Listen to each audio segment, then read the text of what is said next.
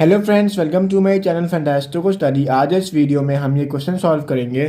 The earth and the moon are attracted to each other by gravitational force.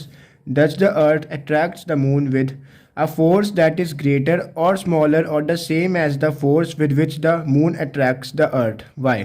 So question हमसे पूछ रहा है कि अर्थ और जो मून है वो एक दूसरे पे ग्रेविटेशनल फोर्स एक्सर्ट करते हैं। अर्थ मून पे करता है और मून अर्थ पे, ये तो हमें पता है। अब क्वेश्चन ये पूछता है कि जो अर्थ एक्सर्ट करता है ग्रेविटेशनल फोर्स मून पे, वो मून जो एक्सर्ट करता है ग्रेविटेशनल फोर्स अर्थ से उससे ज़्यादा है, कम है या इक्वल है। तो हमें बताना है कि वो इक्वल है, ज़्यादा है, कम है, और फिर हमें जो भी अपने ऑप्शन लिए में से उसका रीज़न भी देना है, अप्रोप्रिएट रीज़न। तो आइए इस क्वेश्चन को सॉल्व करते हैं। सो यहाँ पे देखिए, जो हमारे ग्रेविटेशनल फोर्स का फॉर्मूला है वो है G m/m/d², जहाँ पे G है यूनिवर्सल ग्रेविटेशन कांस्टेंट, m और स्मॉल m है जो दो ऑब्जेक्ट्स के बीच का मास होता है, और d होता है उनके बीच का डिस्टेंस। तो इस तरह हमें फॉर्मूला में पुट करना होता है।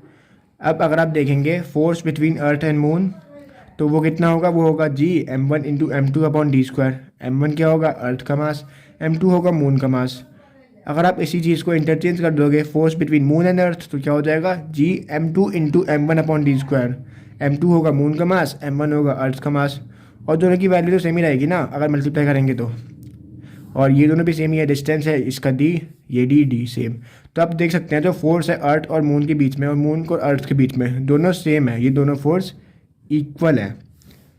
तो इससे तो हमारा प्रूव हो गया कि जो हमारा अर्थ है और मून है वो एक दूसरे को अट्रैक्ट करते हैं इक्वल ग्रेविटेशनल फोर्स से। तो आइए अब हम अपनी स्टेटमेंट लिखते हैं आंसर की। तो इसका आंसर हम लिख सकते हैं, according to Newton's third law every action has an equal and opposite reaction, thus earth and moon attract each other with same amount of gravitational force.